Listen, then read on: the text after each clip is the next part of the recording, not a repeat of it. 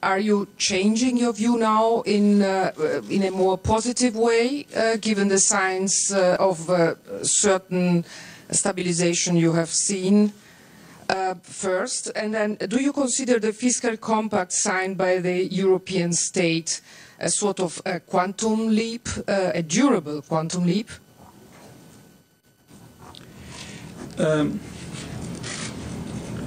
In a sense, I said before that now we have more both survey and hard data confirming what I presented to you last time as our baseline scenario, namely of a gradual stabilization of economic activity at low levels.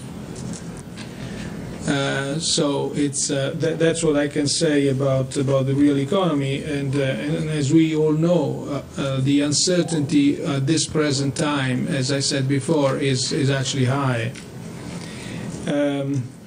And by the way, downside risks for growth still persist, of course. The fiscal compact is yes, in my view, the fiscal compact is a major political event. It testifies of the willingness of the member states to release sovereignty, partly, naturally, sovereignty in the budgetary area, and in a sense also ready to accept this partial loss of sovereignty in their primary legislation. Accepting constitutional changes and other changes in primary legislation. So it's also a sign of commitment by all the states, but especially the larger ones, to the euro. It's a sign that the euro is a strong reality. And if one is bold, would even say that it's the first timid step towards a fiscal union, where a fiscal union should not start from being a fiscal transfer union, where you have countries that pay and other countries that spend, but should actually start from a compact that shows that all countries can stand on their own, by themselves, without need to be continuously subsidized by others. So in a sense, it also, if one is bold and interprets this as in this way, it also shows a track of a fiscal union where each member is responsible and strong. Okay, the gentleman, same row, please. Stefan Walling, Börsenzeitung. Mr. Draghi, two questions. The first, your predecessor, Mr. Trichet, he always emphasized that the ECB distinguishes between standard measures and non-standard measures. I haven't heard that from you yet. Maybe you can say a few words if that has changed. And a second question regarding the Target 2 system. In Germany, an increasing number of economists focuses on that, and even the rating agency S&P said that this could be, the target claims of the Bundesbank could one day maybe be a problem for the German rating. Maybe you can also say a few words on that. Thank you. Thank you. No, there isn't any difference between I would say, the vocabulary used by Jean-Claude Trichet and by myself. There are standard measures, there are non-standard measures. The non-standard measures respond to exceptional circumstances that are temporary in nature. So it's, there isn't any difference in the vocabulary. On Target 2 balances, you see, Target 2 balances are normal, are inherent in a monetary union. Usually, under normal circumstances, you don't observe high imbalances between countries, because each country and across countries, the interbank market would function.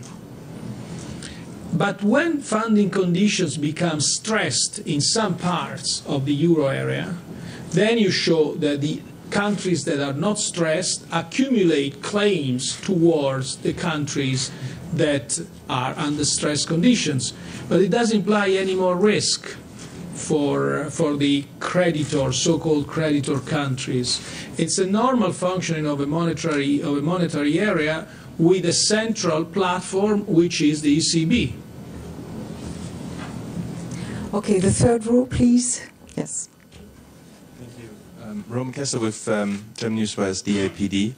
Mr. President, you reacted very cautiously to the news from Athens. Maybe you can elaborate on that, or maybe that also could bring us to the question, do you have a plan B in case that doesn't fly?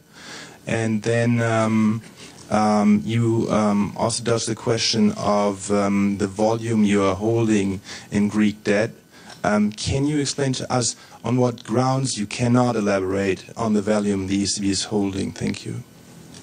No, we never have a plan B. To have a plan B means defeat already. So it's just, I am actually quite confident that that all this will fall into the proper. All the pieces of this will fall in the proper places. So and as I said before, I don't want to comment about ECB holdings, because I really want to see what comes out of the Eurogroup tonight, how we stand. It would be highly premature for me to say anything about that. Okay, thank you. Your neighbor, please. Thank you. Thank you very much. My name is Mikio Sukeno, and Nikkei, Japanese daily. I have two questions. So far, LTRO seems to be working very well, and it's like a magic stick, something like that. And then people may tend to think that the ECB might prefer this further LTRO than the rate cut. How do you comment about that? This is the first question. Second question is, this week our Japanese government announced that it has been intervening on the foreign exchange market for several days from the end of October of last year, without announcement also. Your predecessor, Mr. Trisha, said that last August that such interventions need to be done on the basis of multilateral agreement. And the action of Japan was not the case.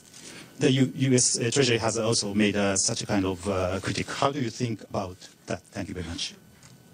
Well, the first question is there is no trade-off between the two measures. One is the LTRO is addressed to quantitative shortages and liquidity constraints of certain parts of the euro area financial and banking system.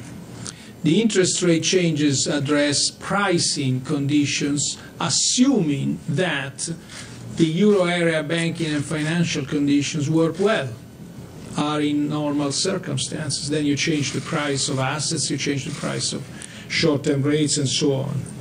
So there are two different things. In a sense, they address different situations, different problems. On the intervention, on Japanese intervention, I can confirm what my predecessor said on that occasion. The interventions ought to be assigned, if they are needed. They should be done in a multilateral framework. They should not be unilateral. Okay. Okay, the two last questions, maybe the lady with the red top. Yeah. There's some more, yeah. Thank you.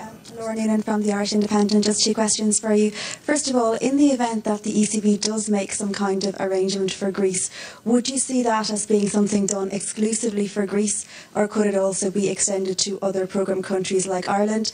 And would it be in the interests of a country like Ireland to try to get relief on its sovereign bonds holdings?